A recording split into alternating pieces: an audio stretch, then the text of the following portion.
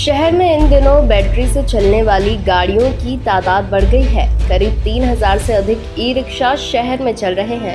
वहीं एक साल पूर्व खरीदे गए ई रिक्शा के रजिस्ट्रेशन अब तक आरटीओ में नहीं हो सके हैं। सड़कों पर बिना रजिस्ट्रेशन के वाहन चलाने पर पुलिसकर्मी अवैध वसूली भी कर रहे हैं। इन्हीं सबसे परेशान होकर ई रिक्शा संचालकों ने उज्जैन के कलेक्टर कार्यालय का घेराव कर दिया और सड़कों पर 300 से अधिक वाहन लेकर ई रिक्शा चालक यहां पहुंचे और बीच सड़क पर ही वाहन खड़े कर दिए, जिसके कारण अव्यवस्था खड़ी हो गई। 4 महीनों में गाड़ी का कागज नहीं आए। हाँ, ये भाईजान को बोलते हैं तो भाईजान बोलते हैं हमको, तो बोले उधर से परमिशन मिल गई है, आ रही है कागज़। मैं दिल्ली से फ़ोन आया मेरे पास, बोले कागज़ नहीं आए तो मैं आपके ऊपर केस लगा रही हूँ। तो मैंने बोला कागज़ दो, भाईजान से बात करो। भाईजान से बात कर रहे थे, फ़ोन नहीं उठा था उनके। कितना पैसा दिया था आपने? मैंने 70,000 रुपये डाउन पेमेंट 70,000 रुपये जमा करा है। 1,10,000 लोन में 1,80,000 गाड़ी है। अब कैसे किस्त भर रहे हैं आप? सर कागज ही नहीं आ रहे, किस्त देख डाल दी, एक किस्त कैसे भरे, कागज ही नहीं आ रहे सर। और उधर वो लगा रहे 5 लाख का जुर्माना हमारे ऊपर। दिल्ली वाले 5 लाख का जुर्माना लगा, हम कैसे भरें? संचालकों का कहना है कि आरटीओ रजिस्ट्रेशन नहीं कर रहा है, जबकि पूर्व में कई संचालकों का रजिस्ट्रेशन किया गया है। ई रिक्शा चालक ने बताया कि हमने डीलर से ई रिक्शा खरीदी थी, जिसके कागजात अब तक नहीं मिले हैं। कागजात नहीं मिलने पर लोन देने वाले धमकी दे रहे हैं। वहीं वाहन बेचने वाले व्यापारी ने बताया कि आवेदन कर रखे हैं, लेकिन आरटीओ ने अब तक रजिस्ट्रेशन नहीं दिया है, जिसके कारण समस्याएं आ रही है।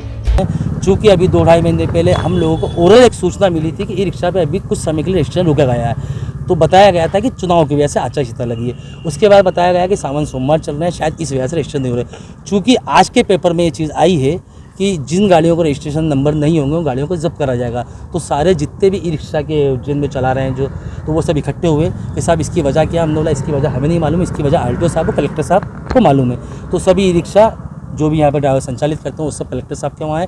यहाँ पे हम लोगों ने ज्ञापन दिया है कि हमारे ई रिक्शा का रजिस्ट्रेशन करने की हमें सुविधा दें। 1 साल पहले ही इलेक्ट्रिक गाड़ियों को कंपनी ने निरस्त कर दिया गया था कि ये सक्सेस नहीं है, इसलिए इनको रिजेक्ट किया जाता है। फिर आपने इन गरीब लोगों को बेवकूफ़ बना के गाड़ियाँ कैसे बेची? ई रिक्शा का ट्रेड हमने अभी इसी महीने 2022 में मार्च में लिया। अगर ई रिक्शा पे गवर्नमेंट ने रोक लगाई है तो हम लोगों को ट्रेड नहीं दे, हम नहीं बेचेंगे। हमारे पास साल भर का ट्रेड है, हमने उसकी फीस जमा करी है, हम जीएसटी भर के गाड़ियाँ ला रहे हैं। और आरटीओ से, माननीय आरटीओ महोदय के द्वारा हमारे पास 1 साल का ट्रेड है, जो अभी हमने 3 महीने पहले ही लिया है।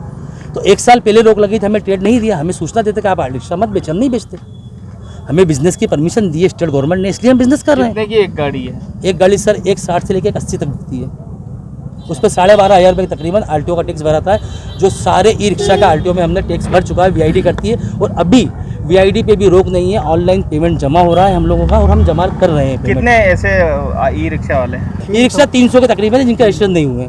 और माननीय भी आरटीओ महोदय से हमारी अभी 4 दिन पहले मुलाकात हुई थी, तो आपने हमें आश्वासन दिया था कि 1 हफ्ते का समय दीजिए, 1 हफ्ते बाद सभी आपके ई रिक्शा का पंजीयन करा दिया जाएगा।